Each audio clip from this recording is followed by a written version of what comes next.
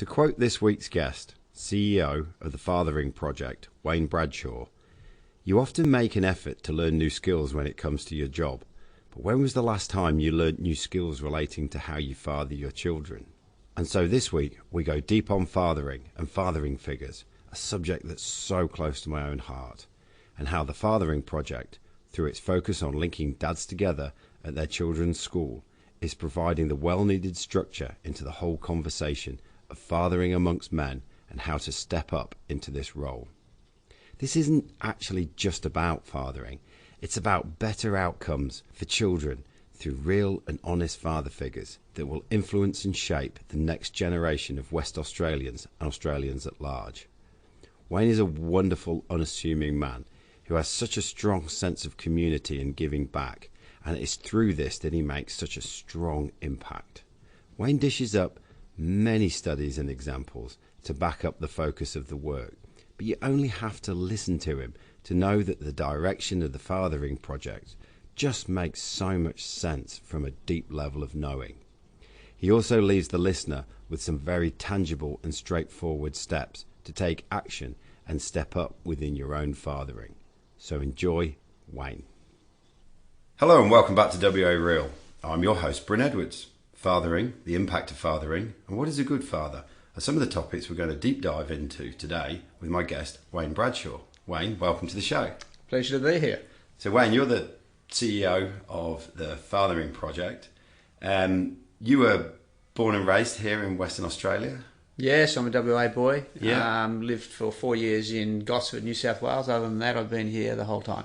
And tell me, what are some of your residing memories of growing up here in Western Australia, and how have they shaped you?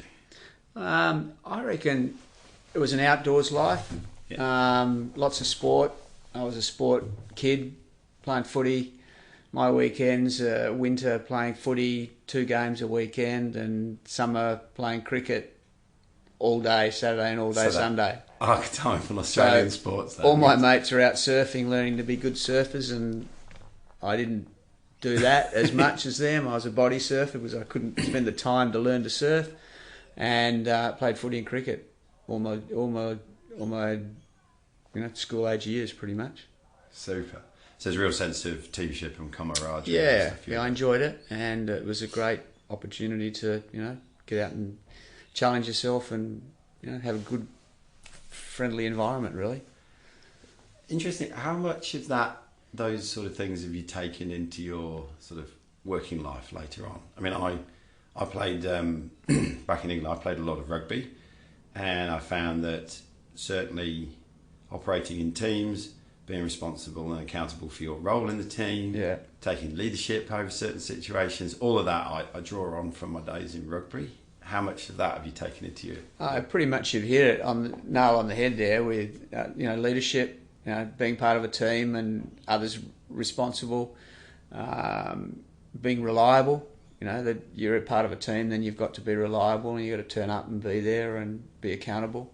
And also just general relationships out of the number of people that I know now that I just catch up with, and the friendships that we've got are fantastic. And then even in sort of the business area, you touch base with those blokes at different times, and it's been good. Probably in hindsight would have been great to do some other things instead of being totally focused on sport, but I enjoyed it at the time, and that's what I wanted to do. And it's great. So I can't complain. It's kind of what your rest of your life can be for. Totally. Yeah, exactly. Yeah, because certainly I imagine footy, like rugby, has only got a shelf life for a period of time. Yeah, absolutely. Before your body cranks out. Totally. That's what happened to me. Yeah. So, as I said, you're the CEO of the Fathering Project. Can you give me at a summary level what is its mission and vision and values, and what's it? Really, the purpose is to improve child development outcomes by making fathers the best that they can be. Right. By helping fathers to be the best they can be. So there's like 2 stages, 2 focuses to that.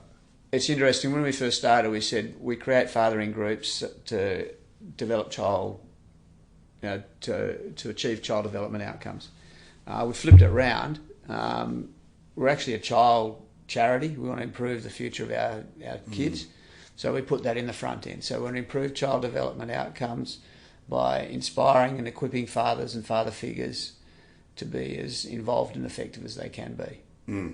And so there's two parts to it, but the kids are at the front end so that people understand that we're actually at the front end. Yeah. A little bit around the fact that when we're applying for funding, we've had it around the other way, saying that we want to inspire and equip fathers to be better. Yeah. And then funders look at us and go, we're not interested in helping dads. Yes. We're actually, and so we didn't actually get to first base. We had to get it through their mind in our presentations. We're actually about helping kids, and the vehicle to achieve that is through dads. Right. So there's a subtle difference there, and it's just in our presentation, the way we had in terms of the way we approached fundraising. I suppose it helps to make it clear to yourself how to proceed forward. Yeah.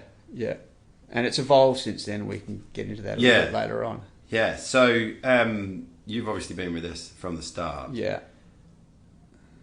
People don't just get into something like this because it's on a whim. Yeah. You know, you've got this background of being 10 years of being the CEO of West Australian Football Commission and what was it, the Subiaco Oval before. Yeah. There's got to be a big why behind why you do this. Look, even makes back it personal. What even that? back in the when I was working with footy, we were trying, as the CEO, I was trying to position football as something more than a game. It's a bit about what we spoke about before in my junior sporting career, that football actually has a role, or sport has a role in shaping individuals. It creates values, creates the teamwork, creates responsibility. So I was trying to position football at the time to be just more than just a sport that's played on the weekend, and that we can actually have opportunities to help the community by growing young people and giving them the values that are imparted by coaching and the part of discipline and all those sorts of things. So at the Football Commission, we're expanding, and we started, before I left, on some mental health work with country footy in particular. So we did some mental health programs using football as a vehicle for men to open up and have discussions and address the issue of mental health in regional areas. So there was a bit of a focus in terms of my community focus there. I've also got a relationship with a charity called Youth Focus, dealing with child mental health issues, suicide and self-harm, and a group of us started a bike ride, which is now really a major fundraiser for them. So we've been associated with in the community. I was involved in the community space for some time. And then coming in, I was CEO of the Footy Commission for 10 years, having worked there for 20 years totally, and it was just time for change. So I moved on and had a year off, basically, and then was asked to do the business plan for the Fathering Project by some people who I knew from football, and with a view that there's a potential this could get bigger. And so I've been there ever since. So it's not true to say I started the Fathering Project off. Professor Bruce Robinson is the founding director. Bruce is a respiratory physician dealing with dying men, and would often have difficult conversations with men. And what came up as a recurring theme was that people with not long to live would come up and say, Bruce would talk about what their regrets are in life. Recurring theme: work too hard, didn't spend enough time with their kids, and wish they got the balance right, or wish someone had told them to get the balance right. So that started Bruce off on a journey of discovery, and he found there's a lot of research to show that the father has a profound impact on child outcomes. And so Bruce had been running the Fathering Project by giving some talks, mainly at sort of Western suburbs primary schools or high schools, private schools. And he ran a website and was really doing it on a, just in his spare time. In his spare time, as well as being a physician, a researcher, and an educator. And also doing stuff like going up to East Timor and helping out with medical, with the medical situation up there. And anyway, Bruce started, he gave a talk to a group of business people, and the business people said, this is fantastic. We've got to do something about this. So they got together some funding, helped to engage me in doing the business plan, and we've sort of rolled it out from there on. So that was the start. So Bruce Robinson's been running this for a number of years, about 15 years, in a website basis, giving some talks, and about 5 or 6 years ago I came on board and started to create the program of what we have now. So yeah, it's grown. It's interesting listening to you. There's in the stuff you're talking about with your footy and here, there's a strong sense of giving back to the community and strengthening the community to a more healthier state. Where does that come from in Wayne's journey? I don't know. Is that role models by grandfather? Not specifically. Not specifically. I guess my mum's been volunteering at a hospital for 30 years. She goes 2 times a week and volunteers. Whether, maybe that's just what my parents have passed down to me, but, it's just like, I don't know, just want to give back a little bit and do my best. Yeah. It's not, I don't know, for me it's not a conscious thing, I just do it. Just do it. Yeah. It's part of who I haven't actually thought down, why do I do these things? I don't have I'm not seeking to change the world or anything, but I just do it. Yeah. Do your bit. Yeah. So, it's interesting what you were saying there around, sorry, what was the name of the chap? Bruce Robinson. Bruce Robinson, there we go. What he was being defined with men and their regrets and not being at home as much and being away. Yeah. I myself have started doing a bit of reading from a different source, reading about this, and there seems to be this theme of men being away a lot. Since it was interesting, I read that, if you go back from when we left the farms and went to the industrial age, you were gone from having fathers that were role models in the house, hard work, ethics and things like that, and then all of a sudden they're taken off to the factory, and then from the factory, a couple of world wars, and then into the office and factory, and males seem to be absent a lot. Is part of this bringing men home to a degree to be more of a present role model? There has been a bit of a transition. So, it used to be, there's a saying, it takes a village to raise a child, and that used to be true. Yeah. Everyone used to live close to their relatives. So if we do a presentation now, we ask people, who lives within 5 kilometres of their parents or their in-laws? And not many put their hands up. 10,000 miles. Yeah. But back in the old days, the village would be an extended family, so there would be father figures. So in the Fathering Project, we just don't talk about fathers, but we talk about father figures as well. Yeah. And so back in the community, when there was a village, there'd be people living around. Even going back further, when they're off hunting, there would be uncles and others who'd be around to help raise the kids. Yes. Or the kids would go on the hunting trips, and then as the years go by, industrial age, and people go off into the factory, and they're still living closer to each other. But these days, people are moving apart, and the village actually doesn't exist as strongly anymore. Added to that too is the current trend of women working in the workforce. Yes. So the male role has to change, because no longer can the male just go off and earn the money. Yeah. But often the woman is. So the men have to step up and do more. Yes. And we're noticing it in recent years, and this is not research based, it's just impressions, that we believe that there's been corporately there's been a bit more of an understanding and in people wanting to get that balance right, that there's more to life than just working. So do you live to work or work to live? Mm-hmm. And so men are realising, well, I want to have a balance. So I have to help out my wife practically, or your partner. They have to have more input into the household, because otherwise the partner will struggle, because often he or she's out working. And so you've got to share the load a bit more. So men have to step up. So there is a transition, and there's a bit of an understanding that men do want to spend some more time at home. And what do you get joy out of? If we ask at our we ask at our presentations.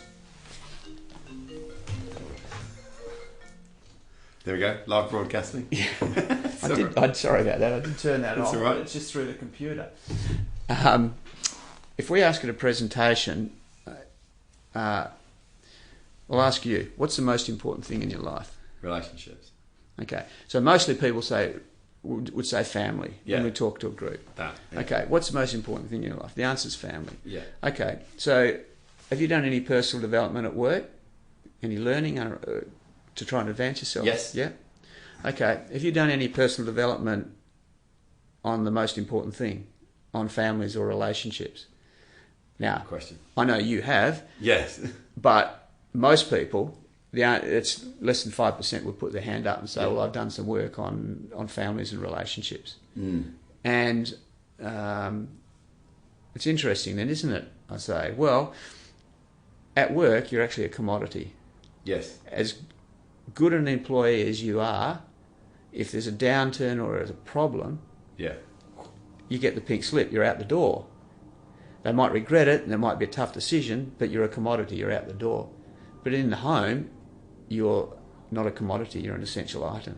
Yeah. So why don't we do some development and some learning to be a little bit better and have a bit of an understanding of what makes the relationships better? Yeah.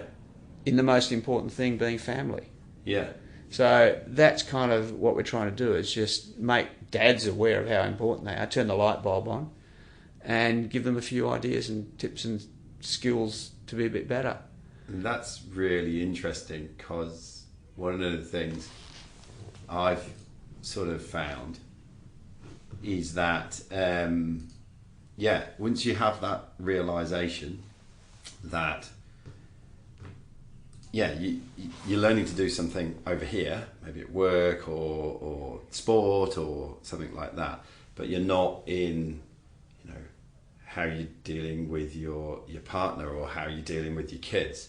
And then all of a sudden it's like, well, how am I doing that? Well, I'm playing the same patterns that were role model to me. Yeah.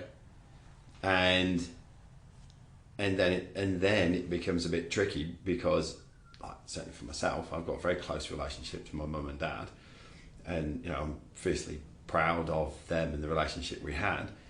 But at the same time, you've got to sort of have this bit of, well, there were bits that didn't work so well, so what were they, and how am I going to go and boost forwards from there? And I think sometimes if I listen to my dad talk about how he parented us and then how I parent my daughter, there's that sort of swinging of the pendulum, which is, oh, my dad didn't do this, so I did this, and my dad didn't do this, so I swing that. So there's a sort of natural swinging of a pendulum.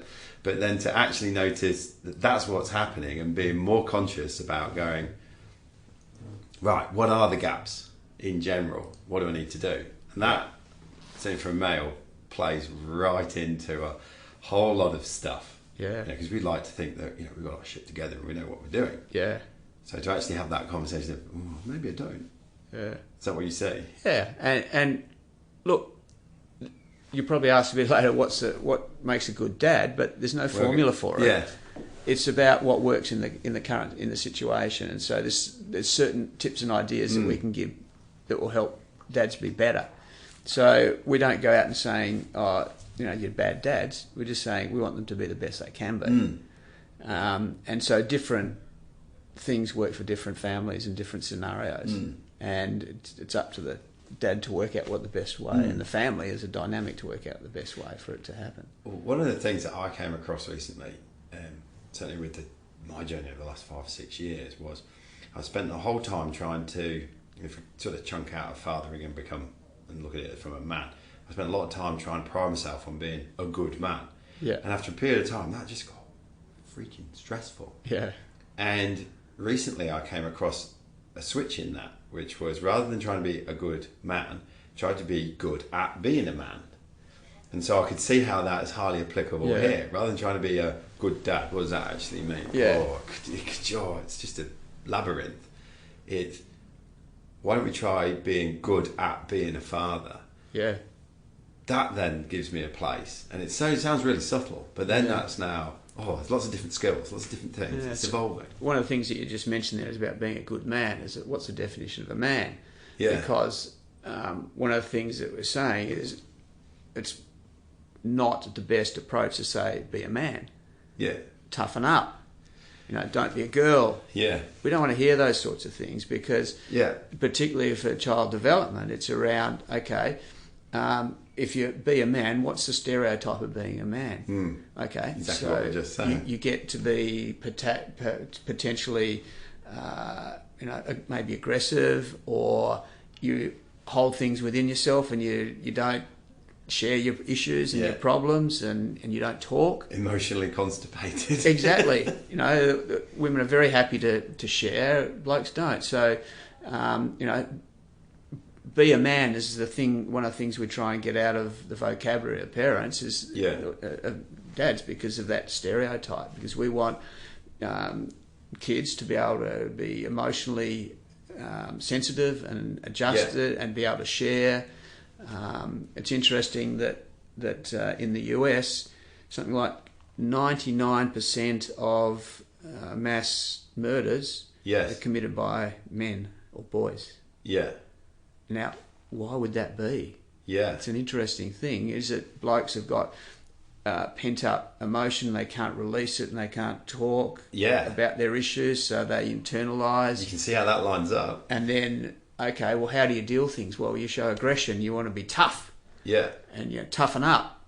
And so you go out there and you become aggressive, and that's the way it's translated. So it's very much about, trying to be the best person you can be. Yes. And so, there's different approaches to that. That area. It's interesting, I think. Yes. You can certainly see how, getting built up. Yeah. And then it just has to come out. And it's just going to be kind of untidy. So how do you do it? And these people get... And it's, no doubt there's many factors that influence this. I'm not just saying this is the one. But, it's interesting that the 99% of the mass murders are by men. Yeah. And the relationship between, toughen up, be a man. Yeah. Don't be a girl. Well, I did a podcast with a lady called Anne O'Neill before Christmas, who's responsible for Angel Hands. So they provide counselling in very extreme situations, usually after murder, more often than not familicide. Anne herself was a victim of familicide, where her ex-husband took the life of her kids and himself and left her. And she points out that if familicide is going to occur, it's usually when female is separated, there's kids involved, and it's usually within that 6 to 12 month window. Yeah. And we discussed how men are just getting so pent up, because your kids do mean the world to you. They absolutely do. As men, we want to protect and provide, and so it becomes tribal, and primitive. That you do want to protect and provide, and if something's happening with the kids and they're being taken away, and then you can't deal with it, again, you can see how the points line up, and it's like, right, nobody's having anything. Yeah, exactly. And that's the end of it. Yeah. Yeah. It's pretty tragic. It's pretty tragic. Yeah.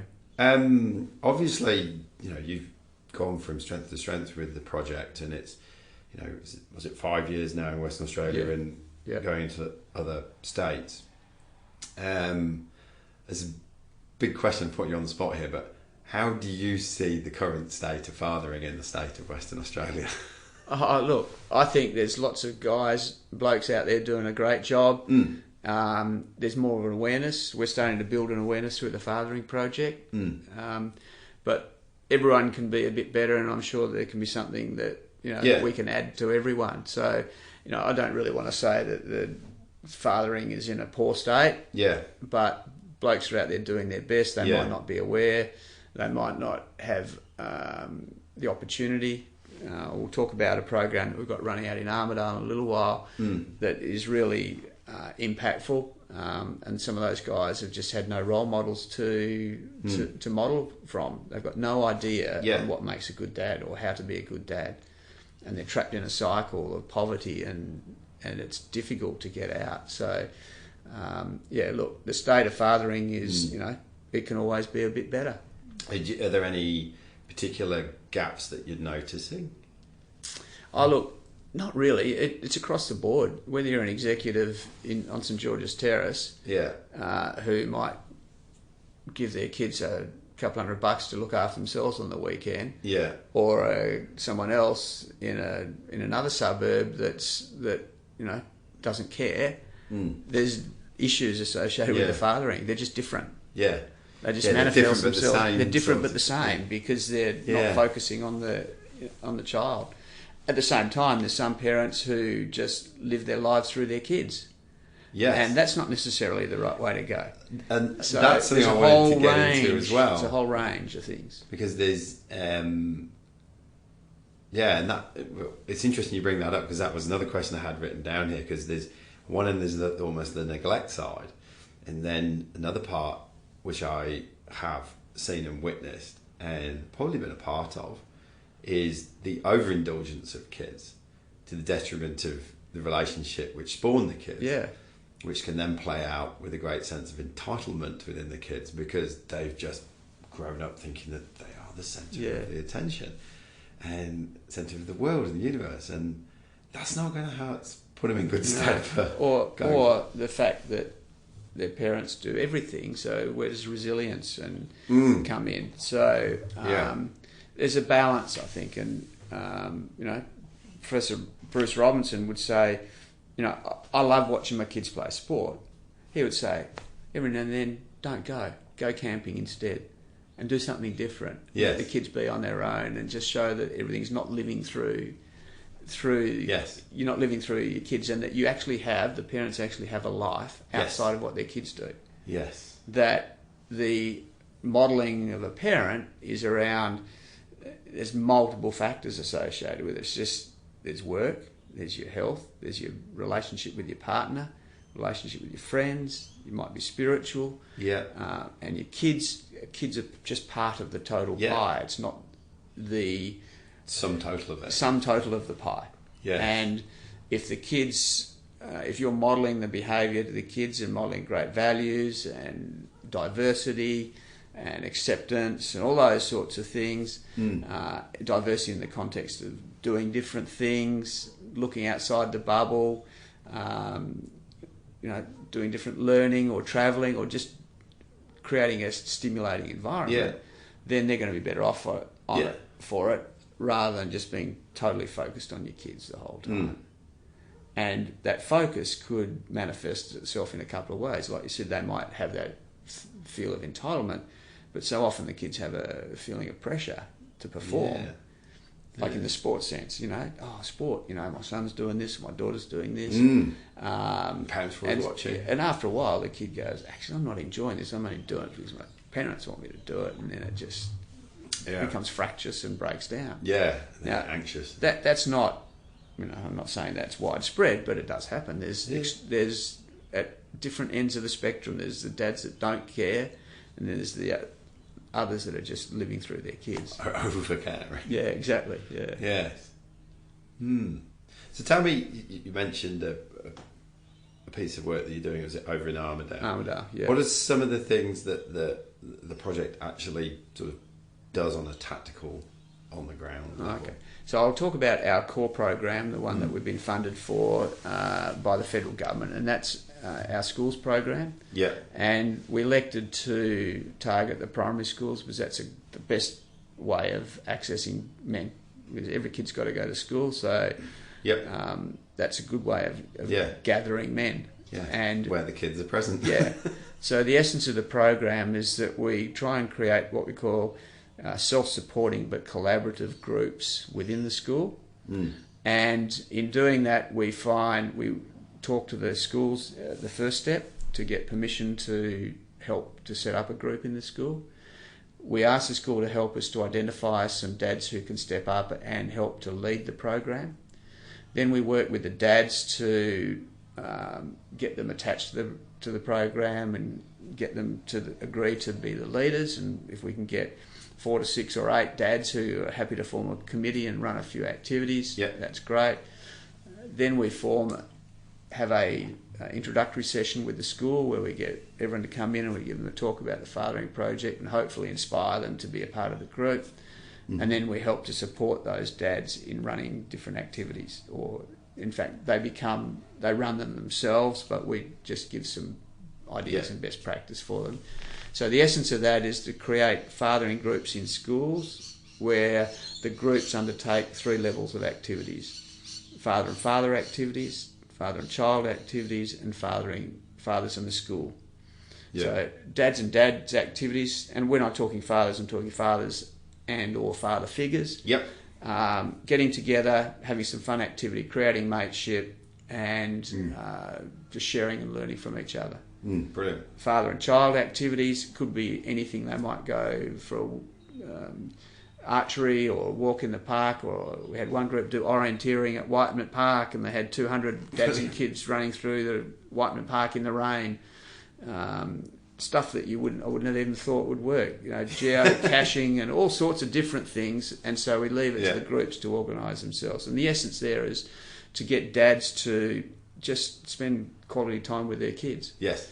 And then fathers and the school. So there could be a range of things. What we're trying to do is also to get dads to step over the threshold of the front doorstep of the school and become more engaged in the school and value education more. So, and I know this happened with me when I was dropping my kids off at school. What I would do is drop them off, open up the door, push them out the door, and then race off to work. Whereas the women, the mums, they'll park the car, get off, have a chat, find out what's going on, meet the teachers, engage with each other. What we want dads to do is not necessarily get off and just have a chat, but that would be great if they did, but actually just to do things like meet the teacher, show the kids and talk about the value of education. So there might be things like, let's get dads to do the school canteen for a week and have a dads only doing the school canteen, or do a walking bus to school where dads and kids will actually, on a particular day, everyone will walk together to school.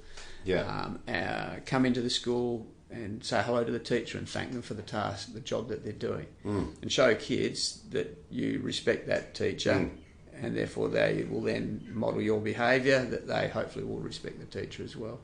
So the fathering groups are self-supporting, and they run their own activities.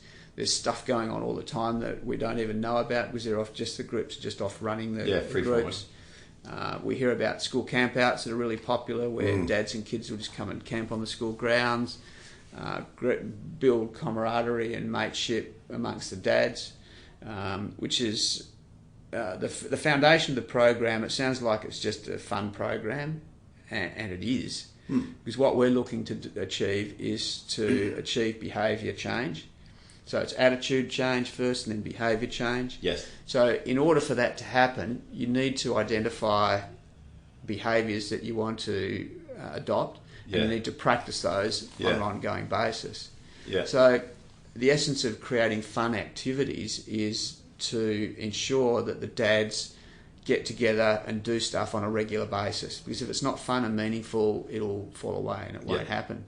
So creating the fun and the mateship also gives an added bonus for dads, because blokes generally don't have a wide circle of friendship, a wide friendship circle.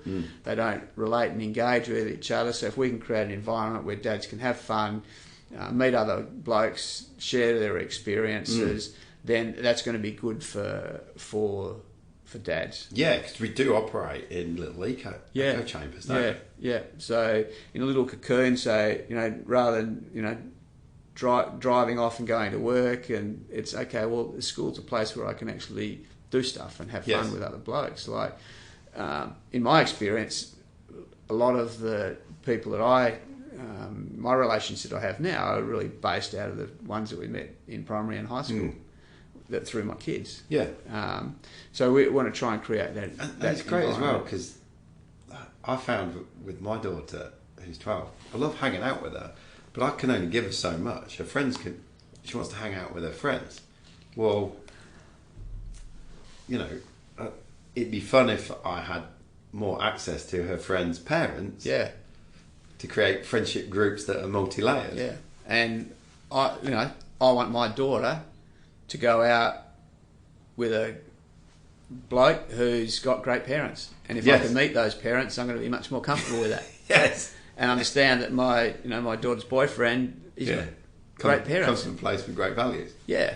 As an aside, we often say that daughters marry their dads. Yes. In that the values that I impart to my daughter, respect for women, what I value in life, and healthy activity and exercise and all that sort of stuff. That's what she's going to look for in a bloke, in a boyfriend. Whereas if I am disrespectful for women, or there's domestic violence in the household, that'll be normalised. And so that's the type of person, the behaviours that she'll accept with her partner. Yeah.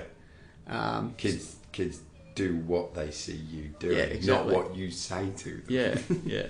So just back to the school groups, we've got, and what we do as part of that process with the dad and dad activities is that we embed some learning into the sessions. So it might be on screen time, or bullying, or how do you manage these things. In the early days, it's pure activities, and I call it dads learn from each other through osmosis, simply just by doing stuff side by side, being present and talking to each other. They're going to learn from each other. As the group develops, then we start doing these other education components, which is an area that we're building on more and more now, and creating resources to stimulate conversations. And in those environments, the dads, people think blokes don't talk as much, but our experience is you give them the opportunity to start talking, give them an environment where they're comfortable and they're happy to share. They like talking like any other person, like other people. Out. Yeah, so that's the core program, and that's the one that we've been funded for to expand nationally. We also have another program that we spoke about, is the Armidale program. We've also got one running in Coburn, Kwinana, Rockingham and North Mandurah on a part-time basis. And our hypothesis was that in Armidale, places like Armidale that have pockets of high poverty, and Armidale's got all the indicators are not strong in terms of the disadvantage and the like, high level of domestic violence and so forth. Second highest area of crime in WA. Our hypothesis was that in schools, if we want to create fathering groups, that we thought that the dads wouldn't have the confidence to step up and lead a group. So we've created a program where we have a community facilitator who does two things. One, he helps to set the groups up, and he actually physically runs the program, whereas in other schools that we get the dads to run the program, and his role is to find dads to get them engaged in the program and then bring them up to give them confidence for them to run it themselves, and he can step out. So that's one part of his job. Yeah. The other part is to work with some of the at-risk dads in the school. So dads who, and this is as described by our community facilitator, they tend to have three characteristics. One, high level of trauma, lack of trust. They don't trust people in general, and social services, they've been telling this story for a long time, and stuff doesn't happen, and there's shame about where where the position that they're at. And to what he has to do, and we call it a slow burn approach. I've had to be educated in it, that we can't actually expect outcomes like we would in KPIs to deliver a number of schools, because it takes a long time to build trust with these guys. And so it's a slow burn approach. You build trust, how you're consistent, you'll be there and work on relationships with these guys, and then you can bring them along. So we've got a great, in fact, a student did a little project for his Film and Television Institute degree out of Sydney, actually. It's in a great video as a trailer on this program. It just shows these guys of the underlying issue that is there is poverty as well that creates this issue. So the aim there is really, so our community facilitator set the groups up and help the dads, the at-risk dads in the community. So that's a small program. It's not sustainable in terms of having a national coverage because you need people. Yes. My vision there is that we have maybe 4 in Perth.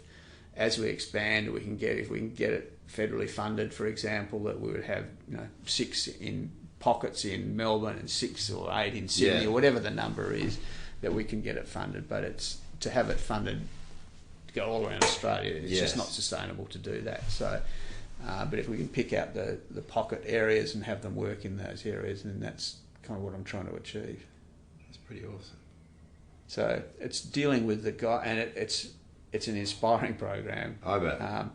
The schools program is fantastic because it's building that. It's fantastic because it's building the masses and it's having a huge impact. We know that if dads, the research is really profound. If there's an effective father or father figure in a child's life, their outcomes are significantly enhanced. Less alcohol, less drugs, less crime, better sexual behaviours, better learning, better socialisation, all those sorts of things. Yes. Things that we don't have. Doesn't take us very long when we talk to teachers or coppers or social workers. We don't have to spend very long extolling the virtues of the program. They get it because they see it every day. Yeah, where it's present, where it's not. Yeah, exactly. Yeah. So they're sort of the 2 programs. We do some other things as well that are more tactical. We do a bit of corporate work, and we also have an AFL program where we deal with AFL coaches. So we've got about half a dozen AFL clubs who are sort of doing our program. West Coast Eagles were really good in that Adam Simpson jumped all over it and said, yes, we want to develop our coaches as people. Yeah. The better people they are, the better they're going to be more productive and the more comfortable at home. So he, in one of the initiatives they undertook... So they're premiership coaches. Yeah. It was interesting. That is, because... One of the things he did early on in the piece was, first day of school, he pushed back training so that all the coaches could take their kids to school and just have a morning with their partner and their kids and just do it without the pressure of having to run off to work. Because footy coaches typically work really long hours and are totally focused on footy. But and the other interesting point that after the grand final victory last year, a little saying came out, or they went, friends, family, flags. Yeah. That was their focus. Yeah. And flags, interestingly, the outcome was the last one. Yeah.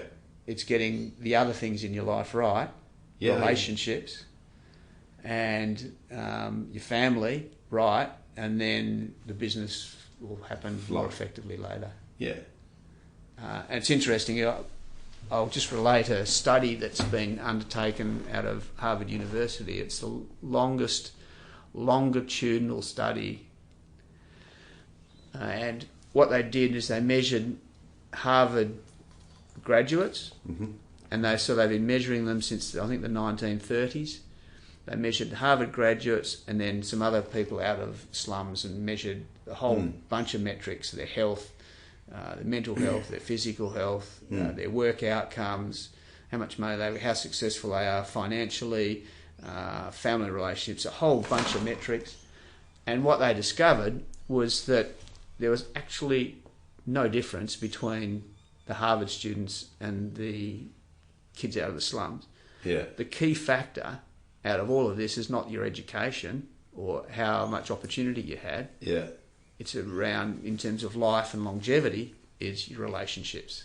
Yes. Relationships is the foundation. So it's interesting that, in terms of what we're trying to do is build relationships between dads and kids. Yep. Enhance relationships within the family. And increasingly we're finding that we're, particularly in some states, there's a big focus on building community, and we're seemingly good at building community. Yes. And that's one of the things in New South Wales where we're expanding really rapidly, is that the schools have a KPI. The Education Department has a KPI on building community. Yeah. and because they see the value in that, building that community, building the village up again, because the village is gone. Yes. And a successful school will have a really strong, sound community. So that's the other area that we're, mentioned, that we're moving from. It's not just child development outcomes, but we're building community, helping with family relationships. And our evaluation that we've undertaken so far is really strongly supportive, showing that dads are talking to their kids more often. They're more engaged in the school community. They understand their role as a father figure. They have more engagement in the school, all these sorts of things. So that's all really positive. The other area that we have, and we have no research for this, it's just intuitive, but as we go forward, that we'll have the Sometimes evaluation. you don't need research. Well, exactly. I find. Yeah, and and I think this makes sense, that in terms of what we're doing is gathering men together, creating mateship and creating an environment where blokes can be relaxed and talk to each other. Yeah. So what that's doing is building connectedness. Yes. If you look at Beyond Blue and other websites around men's mental health, connectedness is one of the key elements. Yes. So our element that we'll measure going forward is, are we having an impact on men's mental health? Yeah. So we've moved from being kids to having an impact on community, and now potentially we think there might be an impact on men's mental health because of the connectedness that's being created. Well, we do go down a cycle of holding a lot of tension in ourselves, because sometimes life can be confusing and it's not quite how everybody said it was going to be, and then you can start reflecting inwardly on, well, maybe it's me that doesn't get it, and then that can leave you to an isolated state, which can then creates this inner tension, which then we as men, and I'm sure ladies do it, but I'm a man and I've seen it, witnessed it with others and in myself, is then you get to this point of, well, I need to just deal with that tension, and so I try and sedate it, however, and then that leads me to a sense of real aloneness. Yeah. And then when you get to this point of silence, my previous podcast guest, Leon Ruri, who does the Hacker for Life, his big focus is the silence, men's silence, that actually leads to male depression, suicide, anxiety. Yeah. And so, it's little wonder that if you can get men talking about at least one thing, other than, no disrespect, just the footy. Yeah, exactly. But something of meaning and impact, their kids, then you are breaking that silence and opening all of that up. So they realise that, no, it's not just you, it's everybody else. Yeah. And nobody's perfect. Yeah, exactly. We're just figuring it out. I know. And we're all work in progress. that bloke over there looks pretty successful, but he's had a few problems along the way, hasn't he? Yeah. So, it's not an easy road. Being a dad is a hard job. Yeah. And you learn as you go, and you make mistakes. Yeah. I look back on my fathering, and for me, I go, I wish I knew then what I know now in terms of some of the things I would have done with my kids. It would have been much better. But that's just, and they're still great kids. They're still great kids and still successful at doing the job, but I could have just done it a little bit better. Yeah. This raises an interesting question that sort of bubbled up while you were talking is, fathering doesn't stop just because kids leave school. It goes on and on and on and on. Yeah, absolutely. I miss the impact of having my father. It's my choice to go up to Western Australia. Yeah. And he's still in England. But I miss the impact of having him around, this oracle that I can go and have a chat to. And so, it'd be interesting. There are other, there are further phases of fatherhood. Yeah, absolutely. That are more subtle, but nonetheless impactful. Yeah. We're doing some work now in just getting some generational stories of grandfathers, fathers, and kids. Yes. So just get a few stories out of these people, get some storytelling going. Yeah, just from one to another. One to another and their experience. And wow. And that's one of the things that we try and say to dads: talk to your kids about your failures as well. Kids need to know that it's not it's not all beer and skittles out there, and No. my dad's not perfect. Yeah. You know, I can stuff up every now and then as a kid. And watch what to do when I do stuff up. Yeah, and that's sort of one of my learnings. That I reckon I was just too overprotective and didn't let my kids go out and do things and fail occasionally, and they fail, but create that environment or that box that within that box they can make their decisions and stuff up. Stepping outside the box, that becomes a bit more catastrophic, so we'll provide a bit more guidance, but generally just give them, let them do stuff and let them make mistakes and build that resilience, and then, ask them the questions rather than ask them the questions so they can get the answers rather than giving them the solution. Yes. So that's how I sort of reflect on what I could have done better. And like different blokes will have different reflections on what they could have done better. Yeah, that's what I refer to as, what was it? Shortcutting parenting. Yeah. You can't be asked to go through it, so just tell the kids the answer. Yeah. But you only make life tricky down the line. Yeah. Yeah, no, it's true. Are there any other programs and projects that you're looking at the moment? Or? No, our real focus is really on our national rollout at the moment. So we've got the opportunity through some federal funding to embark on delivering the program on a national basis. At the moment, we're in WA and New South Wales and a couple of schools, 14 odd schools in Victoria. So our goal is to roll the program out and hit half the schools within 5 years. And to do that next year, or this year, we'll start off, we'll boost up New South Wales, step up into Victoria and commence into Queensland. And then the next year we'll follow out and roll out with other states following that. So that's our real focus at the moment. That's our bread and butter. We're still a small organisation. They call me CEO, but that's actually for Chief Everything Officer. Yeah, so we just do everything. So you've seen where we live up here in a relatively old building, or very old building, 1902 building, and there's 3 staff in this state. And we've got a few staff in New South Wales. So we're a small, lean organisation. So we now just want to try and continue with that lean approach, but to be able to achieve our outcome of trying to get to all the schools, or get to half the schools within 5 years. Which here in WA. Nationally. Nationally. Yeah. Awesome. So that's a vision. That's a lofty, hairy, lofty goal. Well, so that's what you need, isn't it? That's what we're trying to aim for. And just get out there and get into schools. What have been some of the biggest challenges since you've taken over this? Look, it's scaling up. I sort of find there's a saying in the not-for-profit world. It's called money before mission. It's like anything. You've got to raise some funds to get going. So fundraising is always an issue for us. The federal funding will help out, but the reality is that it only constitutes about 28% of our funding going forward for the next 5 to 7 years. And so we've still got to raise a lot of money. Having said that, I just look at the shopkeeper on the corner.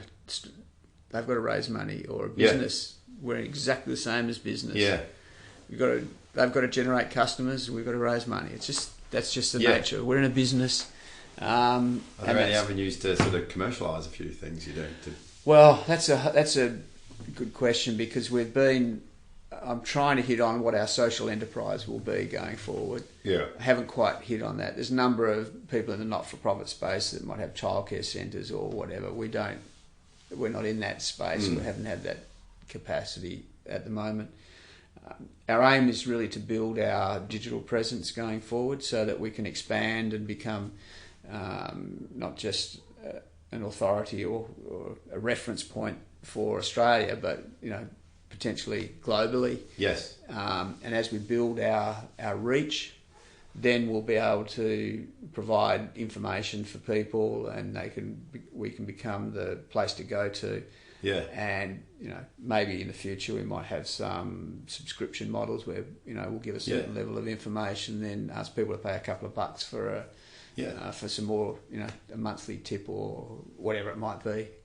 We're just developing that concept. I could quite easily see how, outside of Australia, the things that you're doing in the schools, which obviously you're being funded to do, you could be coaching outside of Australia. Yeah. And look, it's what we do in the Fathering Project is not rocket science. We just want to turn the light bulb on for dads, make them aware of how important they are, and give them some ideas on how to be better. And the programs that we do is just about getting blokes together, and getting blokes and kids together. But the interesting thing I find at the moment is, you can go on the internet and you can find any information you want, whereas the key value that's being delivered is helping people to actually do stuff with that information. So you're right. On one level, cognitively, it's not rocket science, but then doing it, actually doing it and having the support and the push and the accountability to do it is where real value lies at the moment. So and in the future we're hoping that perhaps that businesses will acknowledge, and I think I detect a shift. No research here yet, but I detect a shift in the corporate scene that, okay, we do acknowledge that our workers actually have to spend a bit of quality time with their family. It's interesting. It's just yesterday there was a news report of a tech company in Melbourne that they work their 37.5 hours a week over 4 days. So they work Monday, Tuesday, have Wednesday off, and then work Thursday, Friday. Productivity's up, less absenteeism and less sickness.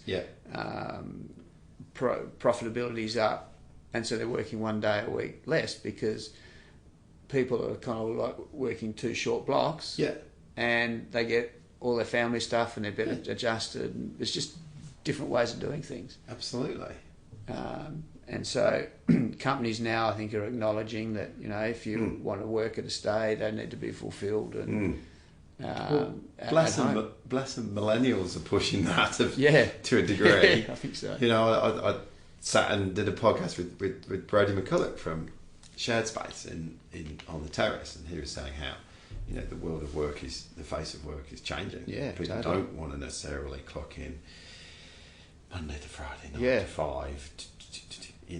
You talked about earlier on having guys taking their kids to school and stuff like that, and certainly one of there are many challenges with being a separated co-parent, which I am, but one of the things that it's forced me to do is to stand up for being a co-parent, which means that I had to reconcile the fact that I'm not going to see my daughter every day now. That was tough. But it means that when I am with her, then it's very important. Now that then gives the whole, for a period of time, because there was a degree of shame floating around in my life, I was overcompensating down the other end, like we were talking about earlier on, and I had to bring myself back. I was trying to win a friend there, and it's like, no, I'm her father, not a friend. Exactly. I've got to bring that back. But it means certainly with things like work and things like that, whenever I've taken on a new job, from that point 5 years ago, I've always been crystal clear, these are the times that my daughter is with me, so therefore I will be later into work these days, I'll be earlier out of work these days, because it's me and I do this. And by and large, people are pretty responsive to that, and so therefore I will stay a bit later these days, and I will come in a bit earlier these days. But it's forced me to step up and say to the rest of the world, because it's very easy to go, well, there's no way my boss is going to let me have the morning to take my kids to school, and then you've just thought your way out of it without even asking. The chances are your boss would probably bloody love to do it as well. And the fact that you turned up and said, can I come in late every Wednesday because I want to take my kids to school? I'm like, freaking awesome idea. Why don't we all do it on a Wednesday? And by the way, I'll work later on a Wednesday. I'll instead of leaving at 4:30, I'll leave at 5:30. Cool. Okay. Fair play. When we do our corporate presentations, it's one of the things I always ask is, we're going to be promoting about the fact that on special occasions or when the need arises, you step out from work. So if the organisation doesn't support that proposition, then we won't, we're going to butt heads with the actual administration of that organisation. It's best we don't work together. It's best, the best way and the research bears this out, that the best way is just to have the flexible arrangements and to accommodate people's needs, and they'll all give. So that example where that company is now working Monday, Tuesday, Thursday, Friday, their people are far more productive and attuned and dedicated to the company, because their company said, you'd have Wednesdays off. Go and get all your jobs and things done and do stuff with your kids on a Wednesday, and then your weekends are free. You don't have jobs to do. Yeah. It makes sense. And you've got your other examples, haven't you? Family, friends, flags. Yeah, exactly. Where it doesn't get more transparent. Yeah, exactly. Look, one. Yeah. Yeah. So, so it's important, and the role of women is important in the Fathering Project as well. The women really gatekeepers often. Yeah. And what role do they play? Well, some people, the question's been asked, are women threatened by the Fathering Project? We've never had any kickback. No.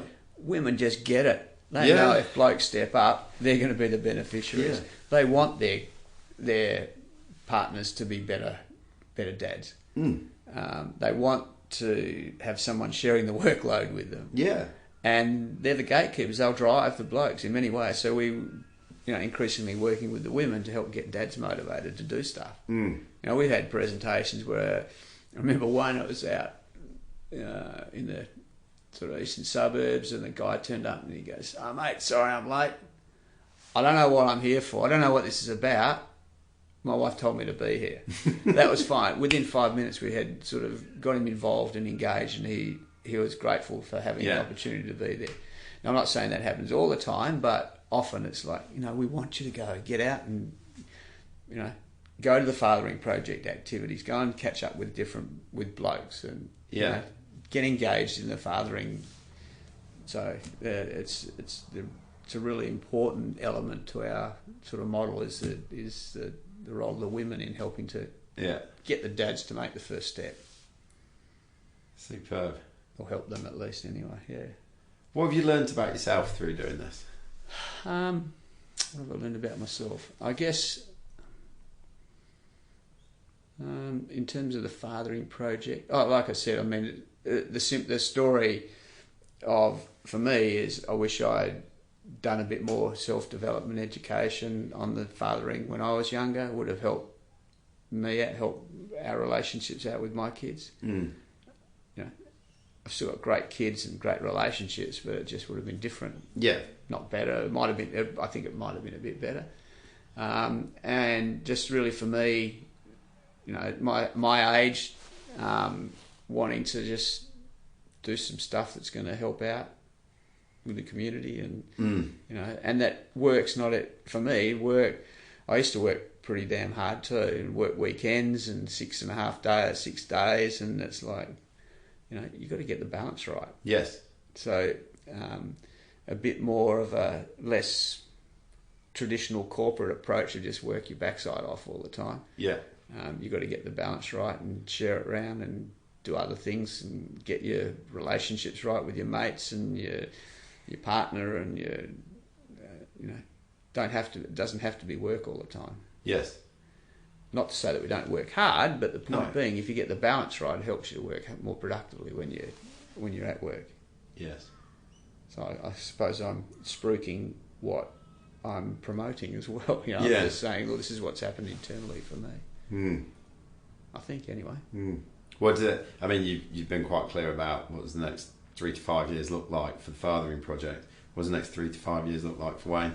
Oh, look, I really plan on working hard and making this successful. I just want to have the pride to say, look, we've actually had something there. But equally, I want to have some personal objectives for me, and I'm an old bloke, so I'm look that old way. No, I'm 60, so I'm nearly. I've got 60. more grey hair than you. So I've got a few challenges, and I like riding bikes and doing physical challenges as well. So I've got a few challenges that I want to do, and I guess doing stuff with blokes and it creates that camaraderie of, you know, when you're doing physical stuff, it just creates that camaraderie and Yes. helps with my competitive streak, which is, Yeah.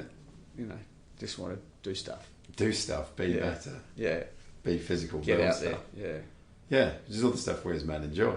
Yeah, exactly. Yeah. For me, at least, anyway. It's not everyone, but, you know, I like to, you know, get out and do my exercise. I can't run anymore, so I have to ride a bike. Fair enough. Yeah. You've done all your running in the first part. Yeah, exactly. Yeah.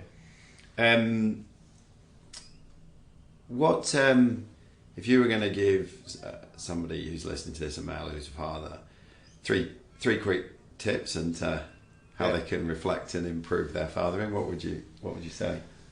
Well, the first one is around being intentional. Mm-hmm. So, being a dad is not just don't let it happen. Be intentional and Don't drift through and understand, you know, the importance of being a dad. So little things, and this is not one of my tips, but little things like when you're driving home, think about what you're going to be like. When you drive to work, you're typically thinking about what you're going to do at the office the next day. Yes. When you do it, flip it around the other way. When you're driving home, think about how you're going to engage with your family when you get home. Yeah. What are your tactics? You know, what are you going to talk about? How was school today? Grunt. Yeah. No, be a bit more. Not just flop through the door. Yeah. I guess be intentional is the first one. The number one tip that we give out for dads is to dad date. Yeah. Just do a dad date with your kids. Spend one-on-one time with your kids. If you've got five kids... I was going to say, is that collectively or individually? No, individually. If you've got 5 kids, you have 5 dad dates. That you take the time off, you show your kids that you're prepared to take time off. If you're a busy executive, you write in your diary and you book it in. Yeah. And you just go and do something, spend quality time with your kids, one-on-one, no outsiders, no interrogating, lots of questions, not so many answering, you know, it's what we spoke about before. Yeah. Just ask them what they think. Yeah. You know, the aim of that. Talk. Yeah, let them talk. Engage with them. You know, don't be too judgmental. You know, you've still got to have, you still got to be their parent, not their pal. But the ultimate aim is if you can build the relationship so that when they're 16, you've got a 16-year-old daughter, the daughter rings you up and says, Dad, let's have a chat. I want to talk to you about something. Now, isn't that what you would really like? You've got a younger daughter. 12, yeah. 12. Wouldn't you like it if she was, when she hits 16, that she will ring you up and go, hey, Dad, I just want to talk to you about something. Yes. Now, it could be relationships or sexuality. It could be anything. Yes. But if you've got that built, that base up where it's not judgmental, you're going to talk, you're going to ask questions, help them find the answers, then there's a higher likelihood that isn't. And I reckon that's what most blokes would want, that their son or daughter would ring them up when they want some support. Yeah. And that just will create an environment where you can talk. And so dad dates is the tip. And we have a little acronym that we promote in the Fathering Project. It's called BUS. So if you remember the BUS principle, so the first tip was being intentional, dad dates, and the next one is BUS. B for being there. Yeah. So actually be there and be present. Yes. Not on your phone. So when you're on your dad date, don't read the paper. Yeah. Don't look at your phone. Yeah. You're actually being there. You're giving your attention to your child. U stands for unconditional love. Yeah. This is probably the hardest one. When Yes. the kids are playing up and they're being shits, that you have to show them that you're unconditional love. Yeah. That you've got unconditional love. Yeah. That you might not approve of their behaviour. Yeah. But you have unconditional love. Like, son, what you did there was wrong and you're going to be accountable for that. But I just need to let you know that I love you. Yeah. So it's unconditional love, irrespective of performance or behaviour. They don't have to be the best sportsman or whatever. S is for special. So find that specialness within your child and nurture it. Yeah. So, like I said, it doesn't have to be the best sportsman, the best academic, the best actor. You know, it could be something intrinsic. They've got just a good, nice heart, that they're caring for their friends or they're in touch with nature or whatever it is. Create that specialness and have the kids realise that they are special and build their sense of worth.